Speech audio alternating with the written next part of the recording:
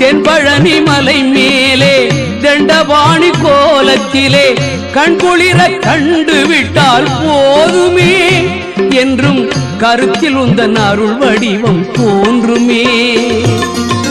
உள்ளத்திலே நீ இருக்க உன்னை நம்பி நான் இருக்க வெள்ளிமலையான் மகனே வேலையா என் வாழ்வு வளம் காண கடைக்கண் பாரையா கடைக்கண் பாரையா.